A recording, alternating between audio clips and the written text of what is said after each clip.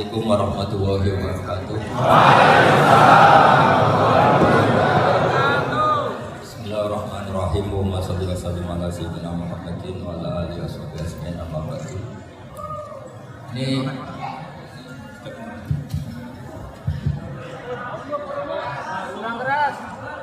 kurang keras.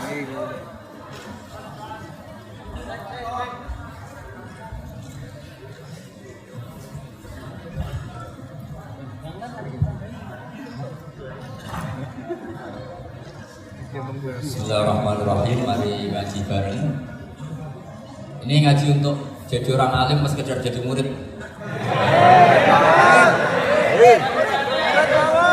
Kalau untuk orang alim ya nggak usah suka uang dulu. Ini begini, jadi kondisi yang ini jelas. Kondisi yang jenengan alami ini mungkin banyak yang ngaji saya lewat YouTube, sehingga saya berharap konstruksi pikiran ini sama. Nanti saya bantu ya supaya semua kalimat yang sering Anda baca saya bantu supaya Anda tahu maknanya. Yang pertama tentu kita Islam ini berdasar kalimat tauhid. Kalimat tauhid adalah kalimat yang dibawa semua nabi. Lalu makna dari tauhid adalah mengakui tiada Tuhan selain apa? Allah. Sesungguhnya Muhammad adalah Rasulullah SAW. Saya nggak biasa pengajian umum, tapi ini spesial karena saya ingin sujud di bumi ateis.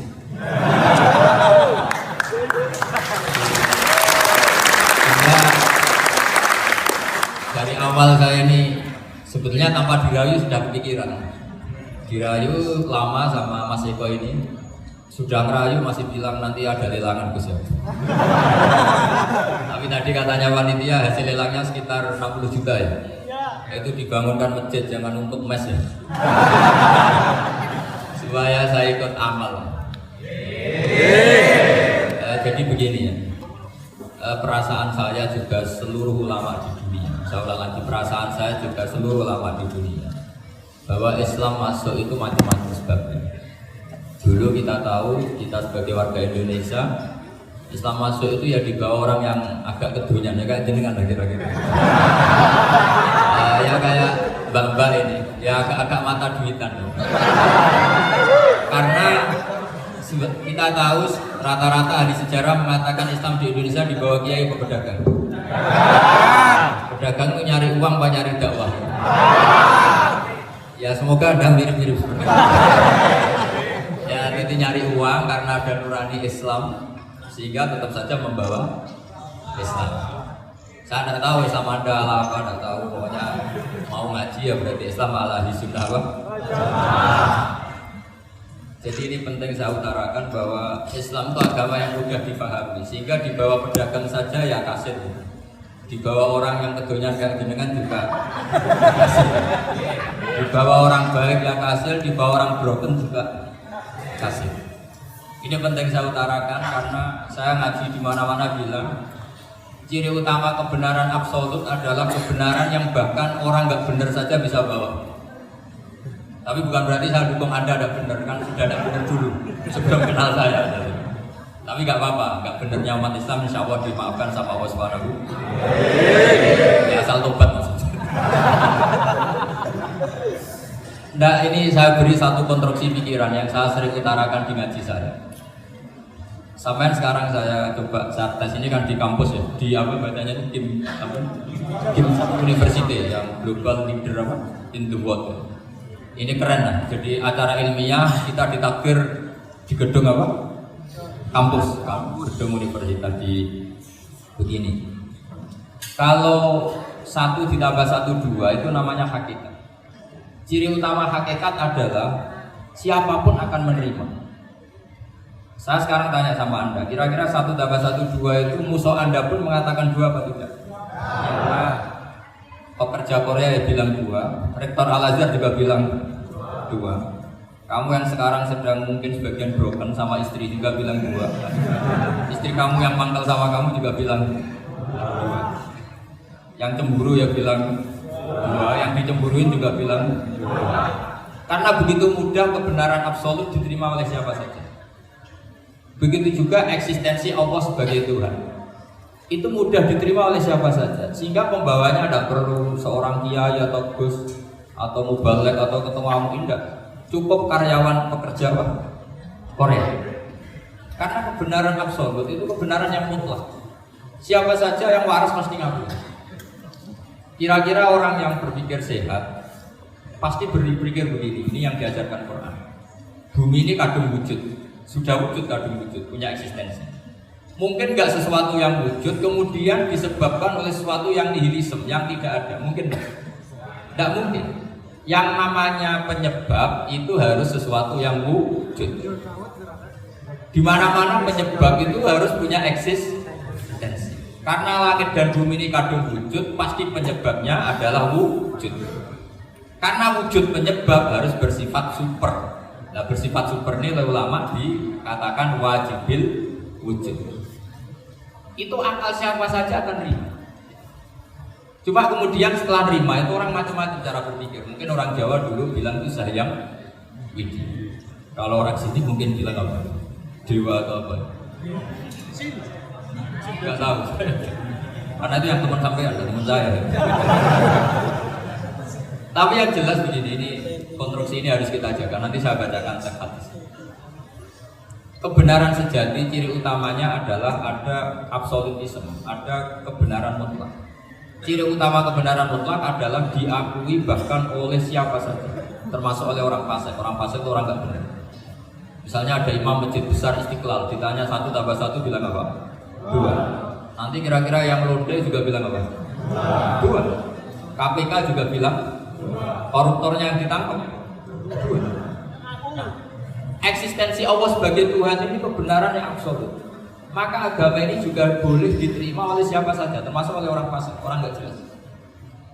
Ini penting saya utarakan karena sekarang marak kelompok yang mengatakan orang Islam kalau zina menjadi tidak muslim, orang Islam kalau korupsi menjadi tidak muslim, salah sedikit tahlilan jadi kafir, percaya wasilah jadi kafir. Itu tidak benar seperti itu. Karena kebenaran eksistensi itu kebenaran yang nggak bisa diganggu. Seperti Anda ini kan warga Indonesia, KPK ya warga Indonesia, koruptornya juga warga. Apa setelah dia korupsi lalu tidak warga Indonesia? Tetap warga. Orang yang meyakini kalimat tauhid setelah dia salah apa terus tidak ya tauhid? Kan tetap ya. Maka dia tetap Ini penting saya utarakan. Kalau seorang warga Indonesia yang koruptor yang macam-macam saja tetap warga Indonesia padahal banyak kesalahan. Karena status warga Indonesia adalah status yang permanen. Begitu juga status muslim adalah permanen bagi siapa saja yang melafazkan la ilaha illallah Muhammadur Rasulullah. Kita tidak bisa mengkafir-kafir.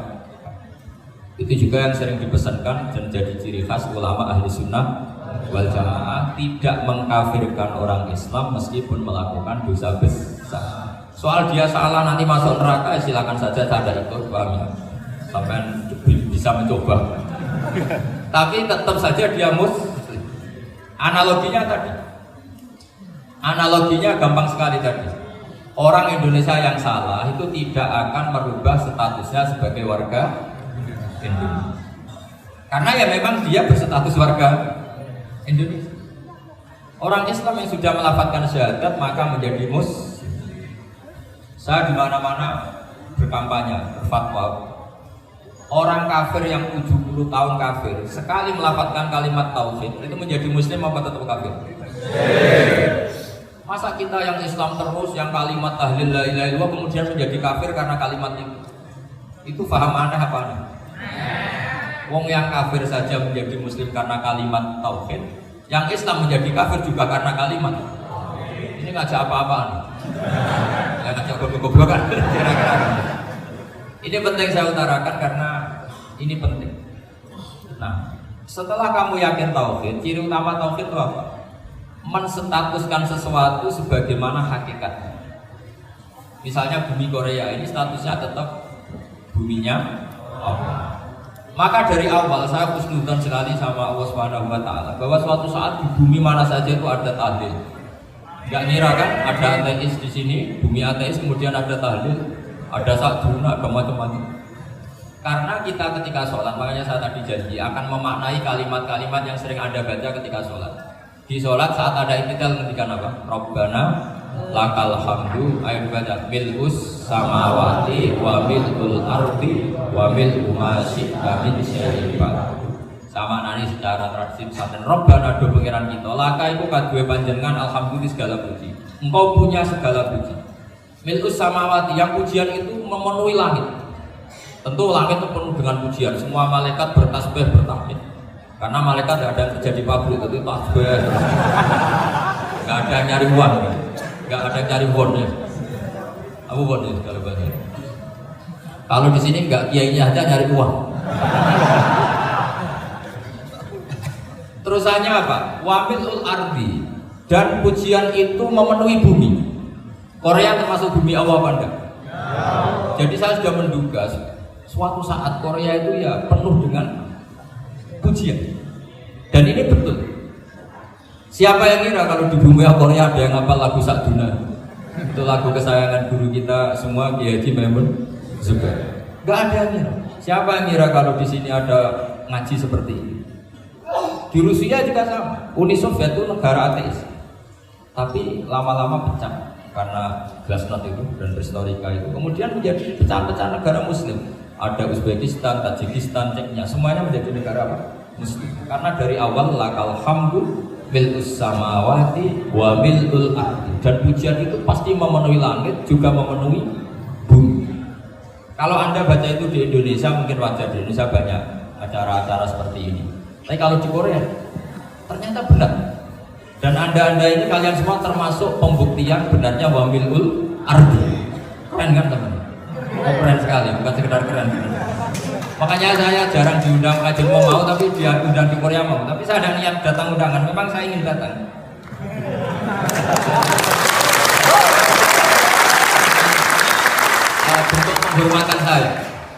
Bentuk penghormatan saya bahwa pada akhirnya benar-benar lakal hamdu mil'us samawati wa mil'ul ardi.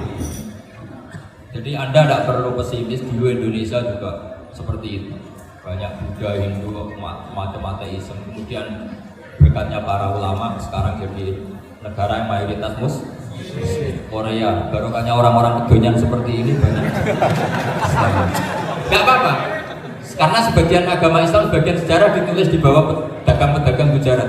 Kira-kira orang Gujarat ke Indonesia dulu yang namanya pedagang cari apa? Tapi namanya orang Islam, hatinya tetap adanya tauhid, nyari uang ya tetap sambil dakwah. Kalau yang ke Korea langsung kiai mungkin tidak seramai ini Islam. Karena kalau kiai datang langsung dicurigai jadi misionaris, jadi ribet Pak. Tapi kalau sampean nggak ada yang curiga, namanya pekerja saja nyari uang, dan itu memang fakta. Cuma kadang ya sadar terus ya bagus lah. Gak apa-apa, maksud saya ini saya memberi support, memberi tasjid bahwa Allah itu luar biasa. Jadi kalau ingin menyebarkan agamanya macam-macam. Kadang kiai tidak bisa mengislamkan orang, itu anak-anak mahasiswa pacaran itu banyak yang pacarnya itu masuk Islam. Tapi sampean jangan bilang pacaran halal, ya tidak pernah halal. Tapi Allah kalau menghendaki memberi hidayah itu jalannya macam-macam. Ada yang lewat kerja. Coba yang bayangkan ada tahlilan di Korea itu semua kiai tidak pernah bayangkan. Tapi setelah banyak pekerja di sini, kemudian mereka insaf atau sedang insaf, tidak tahu ini. Sampai kapan insafnya juga tidak tahu. Tapi yang jelas ini hebat. Ini apa? Tahu-tahu ya seperti ini. Makanya iman saja Rabbana lakal hamdu mil'us samawati wa mil'ul ardi. Masih ditambahi wa mil'u ma syi'ta min syai'in ba'd. Karena Allah itu zat yang tidak terperikan, zat yang tidak terbatasi. Maka pujian di langit dan bumi ini masih kurang. Masih ada apa saja yang nanti akan dipenuhi oleh pujian kepada Allah Subhanahu wa ta'ala. Wa mil'u ma syi'ta min syai'in ba'd. Dan pujian kepada Engkau ya Allah akan memenuhi semua ruangan yang Engkau kehendaki.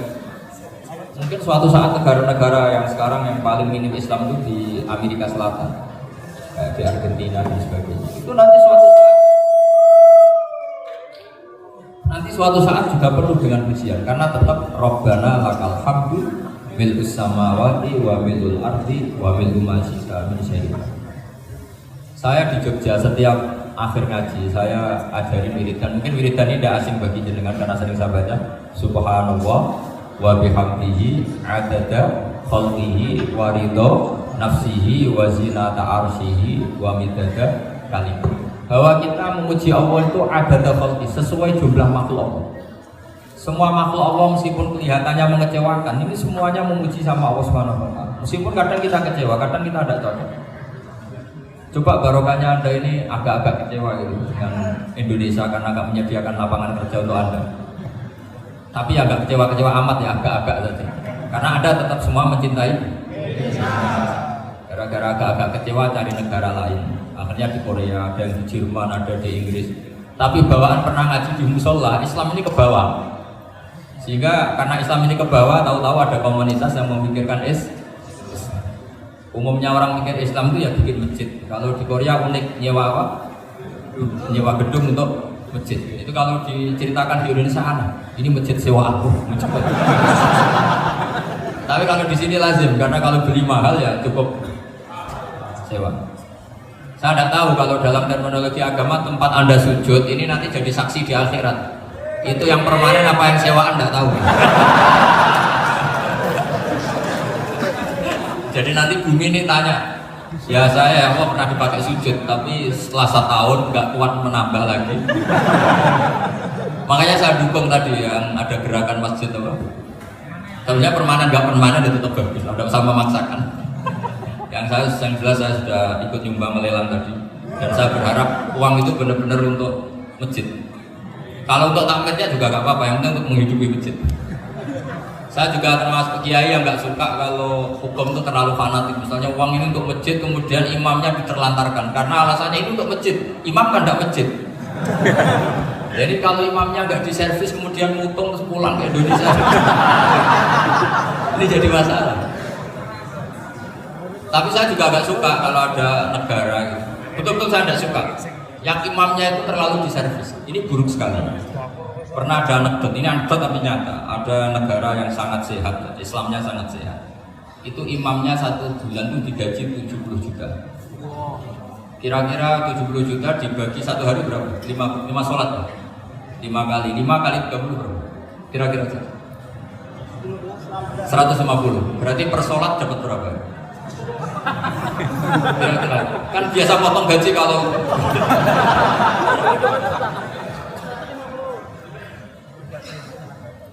singkat cerita, si kiai dari luar negeri tadi cerita apa Indonesia? Kiainya miskin-miskin, datang ke masjid kan kadang pakai ontel, adzan sendiri, komat sholat sendiri. Itu nasib orang-orang Sragen dan Salatiga sebagian. Itu yang lapor karena mereka itu. Kalau Rembang insya Allah enggak. Tapi ada semuanya Salatiga, sebagian begitu. Itu yang cerita kiainya, bukan ini bukan hoax. Memang kiainya cerita nasib kiai di Salatiga sebetulnya. Itu digojlok, tapi tetap sholat.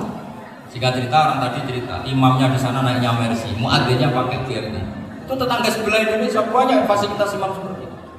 Karena gajinya sampai 70 juta. Setelah dia cerita bangga karena negaranya mengapresiasi imam sholat, sama di Indonesia dia ngomongin gini, makanya kamu sholat terus takut potong gaji ya. Itu targetnya bukan main. Dikira itu satu sifat kelebihan negaranya, ternyata buruk sekali karena imam sholat karena takut potongan gaji.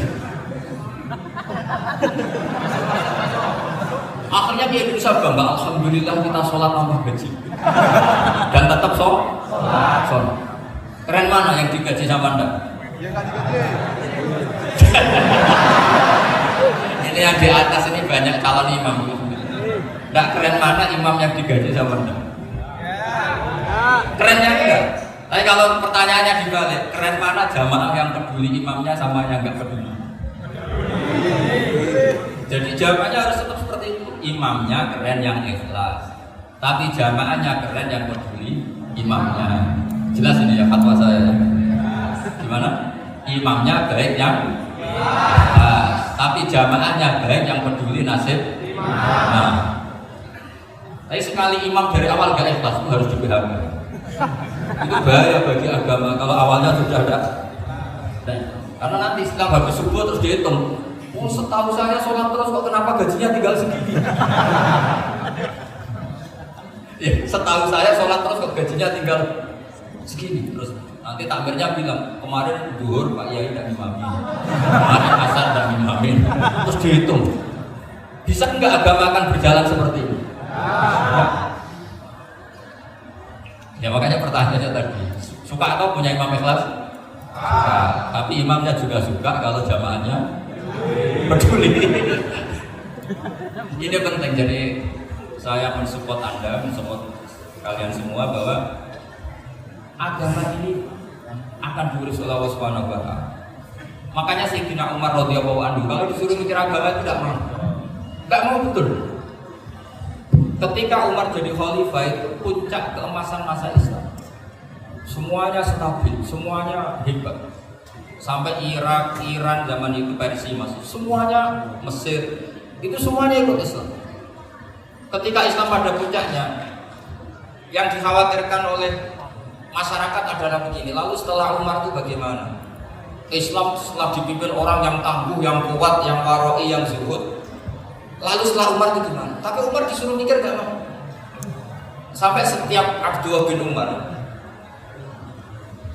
jalan-jalan di kampung-kampung itu agaknya dianggap pecundang. Tahu sama pecundang? Orang yang gak tanggung jawab. Karena orang-orang bilang gini, ya Abdullah bin Umar, bagaimana pendapat Anda kalau ada penggembala kambing di tengah hutan atau di tengah padang rumput, kemudian dia ninggal gelanggang kambingnya, kamu anggap penggembala ini gimana? Oh itu penggembala yang zalim. Pasti kalau kambing tinggal ya kacau. Apalagi ini umat Rasulullah Shallallahu Alaihi Wasallam. Ini abah kamu tidak pernah wasiat, tidak pernah ngatur suksesi. Lalu Islam setelah dia bagaimana? Suruh dia ngomong penggantinya siapa? Karena beliau sudah sepuh, harus ada suksesi. Akhirnya Abdullah bin Umar lapor ke Umar. Ini gimana bah orang mengkomplain begini. Apa kata Umar? Agama itu beda dengan kambing. Agama itu milik Allah Subhanahu. Buat saya pikir dan saya pikir tetap jalan. Nah, ini terbukti dengan ulama yang enggak, mufti yang enggak, tapi bisa menjalankan agama. Kalau agama sampai pikir malah rusak. Sudah pokoknya lakukan saja, tidak usah dipikir. Akhirnya betul. Karena agama ini milik Allah. Soal kita serius memikirkannya itu karena hikmah, karena kita ingin berbakti pada agama. Tapi Anda tidak boleh berpikir kalau agama ini butuh pemikiran beda loh ya.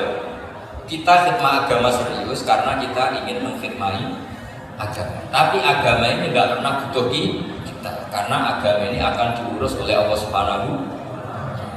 Coba pas sampean kecil orang jilbaban di Indonesia itu banyak apa banyak sekarang? Banyak sekarang. Kiainya mutu orang dulu apa mutu orang sekarang? Tapi perkembangan Islam itu ramai sekarang apa ramai dulu? Ramai sekarang. Islam menyebar di seluruh dunia itu zaman Wali Songo, zaman sampean keren mana? Keren sekarang. Kualitas solehnya sampean sama Wali Songo.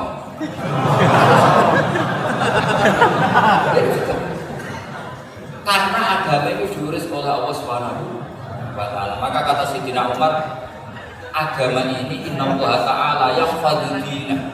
Innallaha ta'ala la yudhi'u khilafata waladina. Allah itu tidak akan menyia-nyiakan agamanya.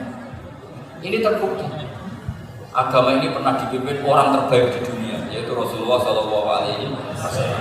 Ketika beliau intaqala ila rafiqil a'la, ketika beliau pindah ke alam sana, diteruskan oleh sahabat yang tentu jauh di bawah Rasulullah. Diteruskan tabi'in, diteruskan para wali songo, diteruskan yang sampean yang jauh di bawah wali songo. Sejauh-jauh. Tapi agama jalan sampai Korea. Agama jalan sampai apa? Dulu wali songo itu hanya sampai Mojokerto, sampai Tulungagung.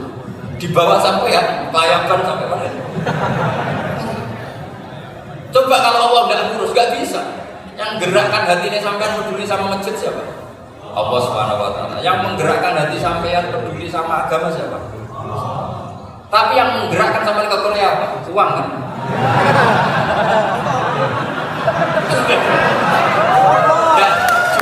Gak apa-apa, jujur ya. Santai.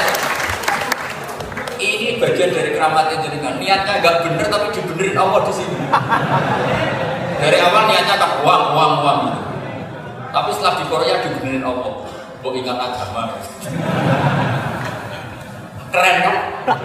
Makanya yang syukur sama Allah Subhanahu wa ta'ala. Yang bisa hanya Allah Ta'ala. Makanya dalam dunia kiai selalu baca apa? Alhamdulillah alladzi hadana li hada wa ma kunna linahtadiya laula an hadana. Alhamdulillah kita diberi hidayah seperti ini. Kalau tidak Allah tidak bisa. Sudah mata duit, kadang istri momen, mertua tidak percaya. Sudah setengah-setengah broken gini saya tidak tahu sama ke Korea itu karena broken pesangking sayangnya keluarga. Potensinya hanya dua, dibela-belain kerja demi keluarga atau agak broken maka kesini. Tapi apapun potensi itu tetap baik. Itu takdir sudah, itu takdir tidak usah dibicarakan. Semua itu apa? Karena orang kalau sedang rukun ya tidak mau tukaran, kalau sedang tukaran ya tidak mau. Itu sudah semuanya takdir. Kata bapak saya dulu kalau ada orang mau jualan tanah, Pak Yai tanah saya mau saya jual. Ini gimana padahal ini tanah warisan, kata bapak. Nak waya adol ya adol. Memang ini saatnya jual ya jual saja. Nanti kalau kaya saatnya beli ya beli saja. Karena kalau sudah saatnya jual mau beli ya mungkin kan. Oh memang saatnya jual. Kalau sudah kaya kan nggak mungkin jual tanah, saatnya beli. Maka semoga masalah di keluarga sampai ini masalah musiman. Maksudnya yang tukarannya itu musiman, yang rukunnya permanen. Jangan tukarannya permanen, rukunnya musiman. Setelah melihat yang lebih cantik, katut, babon, nggak tahu. Jadi semoga katut masjid ini bagian dari kafarah sampai. Jadi kafarah kesalahan sampai. Ini penting saya utarakan karena agama itu beda. Agama ini diurus oleh Allah Subhanahu. Jadi kita mengerahkan pemikiran itu bukan karena kita akan menyelamatkan agama ini, tidak. Agama ini diselamatkan oleh Allah Subhanahu wa ta'ala. Coba kayak apa Uni Soviet kuatnya? Mengkooptasi supaya orang semuanya ateis, semuanya komunis. Itu 100 tahun Uni Soviet ini. Tapi orang-orang Uzbek, Ceknya, Tajikistan tetap mengajari anak-anaknya tauhid. Itu ada cerita itu sampai mengajarkan tauhid itu di bawah tanah, di basement. Tapi Allah menghendaki Rusia itu, Uni Soviet jatuh. Ketika jatuh, negara-negara ini langsung menjadi negara Islam, yaitu Uzbek, Tajikistan, Ceknya. Mungkin nggak mereka langsung menjadi negara Islam, andai kan saat menjadi Uni Soviet benar-benar menjadi ateis. Nggak mungkin kan?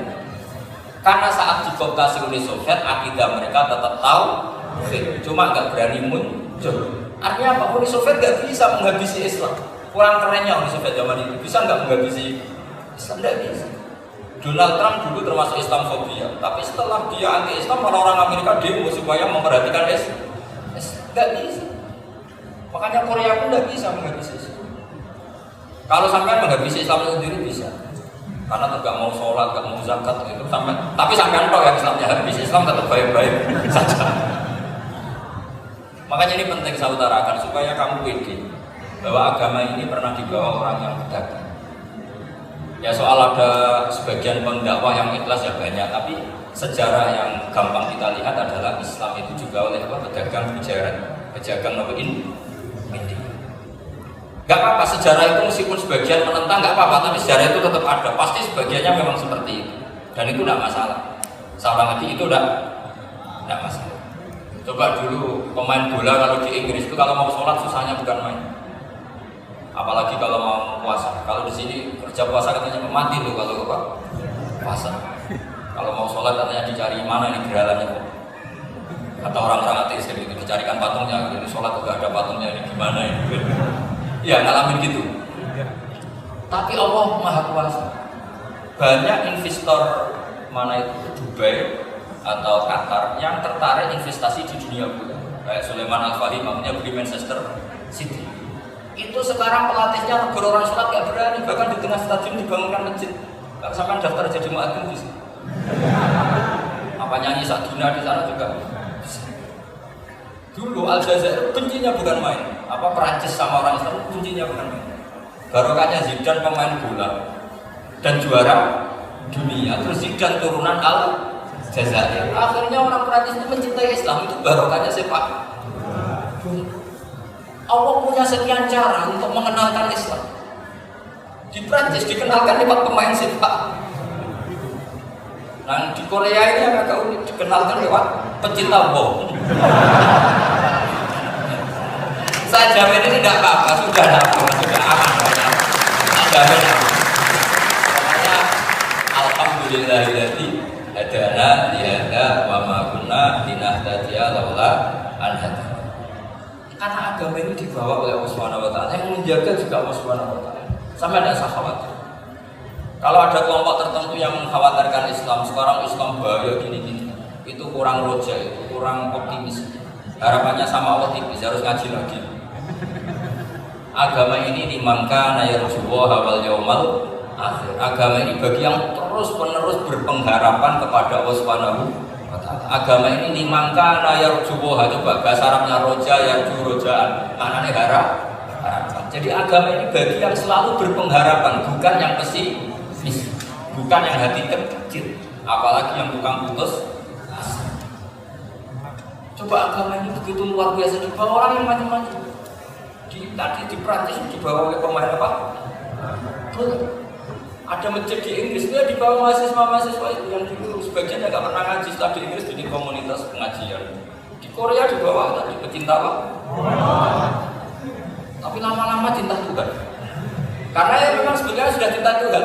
Cuma ya cara cinta ini nunggu punya uang. Ya sudah, alhamdulillah seperti ini sudah luar biasa sudah. Insya Allah diterima oleh Allah Subhanahu wa taala. Selalu berharap semoga ini tetap satu bukti bahwa Allah itu harus kita sembah di mana-mana. Karena tadi Allah akan selalu apa? Rabbana lakal hamdu mil'us samawati wa mil'ul ardi wa mil'u ma syi'ta min syai'in. Bahwa pujian kepada Allah akan selalu memenuhi langit dan memenuhi bumi. Korea termasuk buminya. Makanya pegangan yang saya minta sama pengurus untuk di-share adalah apa? Dawai Rasulullah SAW. Mungkin nanti panitia harus meng-share itu. Ini Musnad Ahmad, riwayat dari Imam Ahmad. Al-Bilad dua. Sudah punya? Nanti di-share ya. Al-Biladu dua, bahwa negara hakikatnya adalah negara Allah. Wal ibad ibadullah, semua hamba hakikatnya adalah hamba. Di hadis itu fahaitsuma asabta khairan fa'aqim. Kapan saja kamu menemukan kebaikan di tempat Anda berdomisili, fa'aqim, kamu enggak apa-apa di sini. Kamu di sini dapat uang, dapat masjid, dapat sewa masjid. Enggak tahu sewa apa permanen, pokoknya itu bagus gitu. Buminya dirayu. Bumi meskipun ini enggak permanen, tapi tetap jadi saksi loh ya. Harus ada kompromi. Karena kalau dengar orang Indonesia jadi aneh, masjid kok nyewa. Tapi aneh di Indonesia, ada aneh di sini, sampai tenang saja. Tentu malaikat pencatat di sini juga sudah tahu kalau sebagian masjid itu sewaan. Jadi ya ada eskal amat, sudah nggak jagal amat karena kondisional apa. Jadi nanti kita panitia supaya mengeser tadi hadis riwayat siapa Imam Ahmad bin Hambal yang diriwayatkan oleh salah satu minal asroh al-mubasysyirina bil jannah, yaitu Zubair bin Awam. Nabi ngendikan al-biladu dua, negara mana saja adalah negara Allah. Wal ibad dua, semua hamba adalah hambanya Allah. Fahaitsuma asabta khairan, di mana saja kamu mendapatkan kebaikan, fa'atim, kamu tidak apa-apa berdomisili. Ya saya mohon ini penting sekali. Pokoknya saya mohon kalimat tauhid ini dijaga. Karena kalimat tauhid ini kata semua ulama kasajaratin thayyibatin asluha tsabitu wa farruha sama. Dan kalimat tauhid ini pasti tukti ukulaha kullahinin bi'idni rabbiha. Kalimat tauhid yang dibawa umat Islam seluruh dunia, meskipun dia orang fasik, orang enggak benar, tetap tukti ukulaha kullahinin bi'idni rabbiha. Kalimat ini akan membawa berkah bagi orang yang dihinggapi atau didomisili umat Islam. Coba sebagian nanti orang Korea menjadi muslim itu karena di sini ada komunitas pekerja muslim, kemudian menyisakan atharul Islam. Apa jejak-jejak apa? Enggak apa-apa, pasti kalimat ini tukti ukulaha kullahinin bi'idni rabbi. Jadi kalimat tauhid adalah kalimat yang kata Allah tukti ukulaha kullahinin bi'idni rabbi. Anda tidak usah khawatir bahwa apa yang Anda lakukan apapun kecilnya akan ditulis oleh Allah Subhanahu wa taala. Kata Allah wa naktubu ma qaddamu wa atharahum. Gimana di surat Yasin itu? Inna nahnu nuhyil mauta wa naktubu ma qaddamu wa atharahum. Saya bisa menghidupkan orang mati dan semua amal kalian saya tulis, kata Allah. Wa atharahum, dan jejak-jejak yang pernah kalian lakukan juga ditulis. Misalnya Anda sudah pulang ke Indonesia, ada orang sholat di masjid ini, oh ini era Kang ini, era Mas ini. Nanti setelah itu ya ini era Mas ini. Menjadi familiar Islam juga barokahnya muassis-muassis ini, pendiri-pendiri ini. Semoga kalian semua barokah dan fid dunya wal akhirah. Assalamualaikum warahmatullahi wabarakatuh.